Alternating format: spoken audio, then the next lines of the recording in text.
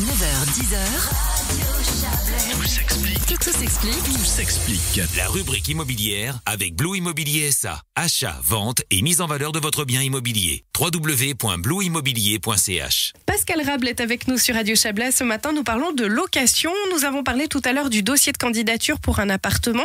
Il y a un autre point à prendre en considération aussi, c'est la garantie de loyer.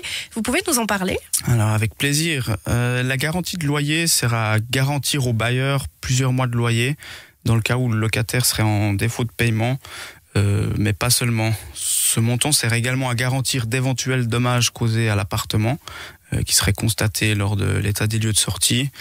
On en reviendra un peu plus tard sur cet état des lieux. Pour revenir à la garantie de loyer, il n'y a pas de montant minimum, mais un montant maximum. Celui-ci ne doit pas excéder 3 mois de loyer, exception faite pour les baux commerciaux où là, il n'y a pas de limite. La garantie doit être constituée au plus tard lors du jour de la remise des clés, faute de quoi votre bailleur pourrait refuser de vous de vous les remettre tant que celle-ci n'est pas constituée. Il y a 2 façons de constituer votre garantie, soit par un versement en espèces sur un compte bancaire de garantie de loyer. Alors le désavantage, c'est que vous allez bloquer cette somme pour une durée indéterminée, donc c'est-à-dire jusqu'à ce que vous quittiez le logement. Par contre, l'avantage, c'est que ça ne vous coûte rien et vous allez même gagner de l'argent. L'année passée, j'ai gagné quelque chose comme 50 centimes avec les intérêts exorbitants de ma banque.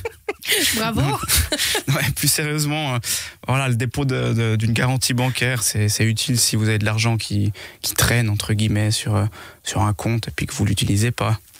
Et dans le cas contraire, vous avez des établissements aussi qui délivrent des garanties de loyer sans dépôt, c'est juste ? Oui, exactement. Alors, si vous n'avez pas trop de réserves ou bien que vous souhaitez tout simplement pas bloquer votre argent, il y a plusieurs sociétés qui se partagent le marché.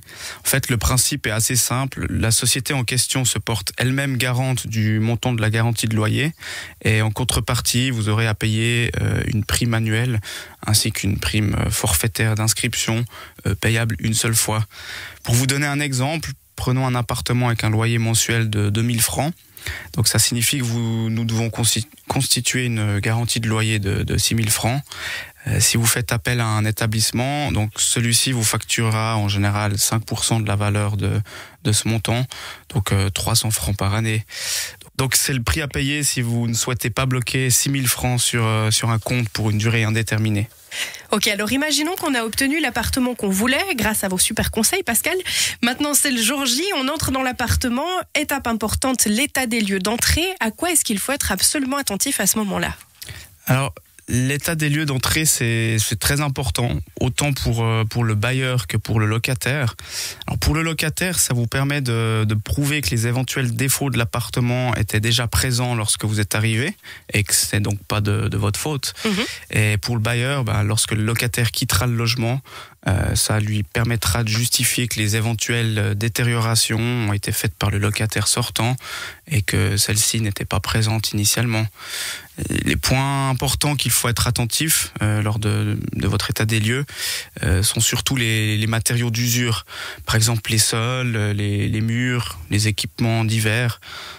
Si vous avez un doute, c'est mieux de le mettre sur l'état des lieux. Mieux vaut mettre trop de détails que pas assez.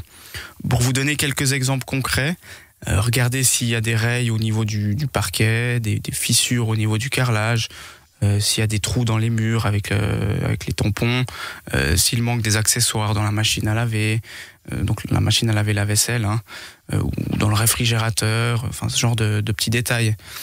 Personnellement, ce que j'ai pris l'habitude de faire quand je fais un état des lieux avec nos locataires, je prends des photos puis je les annexe au rapport.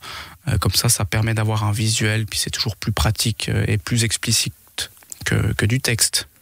Et une fois qu'on a emménagé, vous disiez tout à l'heure qu'on avait un délai quand même après. C'est quoi le délai pour révéler les défauts cachés ? Alors, vous avez un délai de 10 jours dès la date de l'état des lieux pour faire part à la gérance de tout problème que celle-ci n'aurait pas constaté lors du contrôle. Faute de réclamation dans ce délai, l'objet est alors considéré comme étant en ordre, hormis bien sûr les éventuelles indications mentionnées dans l'état des lieux. Et si des défauts apparaissent après ce délai, par exemple, je ne sais pas, la machine à laver qui casse au bout de 6 mois ? Alors ça, il appartient au bailleur de faire les réparations nécessaires afin de maintenir l'appartement en ordre.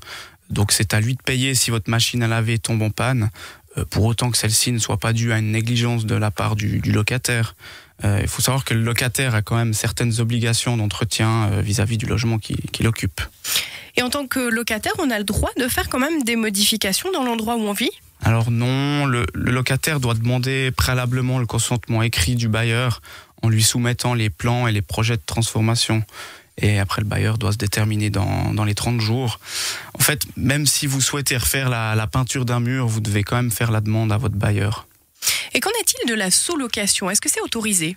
Alors ça, c'est une question assez épineuse. Lorsqu'on est locataire, lorsque le locataire veut sous-louer tout ou partie de la chose, il doit demander le consentement écrit à son bailleur en indiquant précisément les conditions de sous-location et les renseignements requis par celui-ci. En principe, une sous-location est pour une durée précise, donc vous ne pouvez pas faire une sous-location à durée indéterminée. Et puis là, c'est comme avant, donc le bailleur doit se prononcer dans les 30 jours. Il ne peut refuser la demande que pour de justes motifs. Donc je vais vous en donner quelques-uns. Si le locataire refuse de lui donner les conditions de sous-location, si les conditions de sous-location, donc comparées à celles du contrat de bail principal, sont abusives, on entend régulièrement parler de sous-location abusive, notamment dans les grandes villes, là où il y a la pénurie de logements. Certaines personnes sont au bénéfice d'un contrat de bail à loyer à un prix tout à fait modeste et puis profitent pour sous-louer à des prix exorbitants, parfois plus du double du loyer initial, ce qui est parfaitement illégal.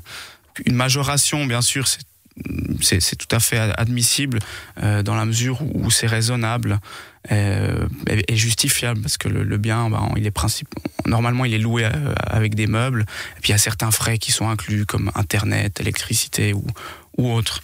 Puis la dernière raison, c'est si la sous-location présente pour le bailleur des inconvénients majeurs, par exemple lorsque l'objet est suroccupé ou alors que les sous-locataires dérangent les voisins par leur comportement, en particulier par des nuisances sonores. Oui. Nous allons terminer cette émission d'ici quelques secondes. On va voir notamment comment ça se passe si on désire quitter son logement. À tout de suite.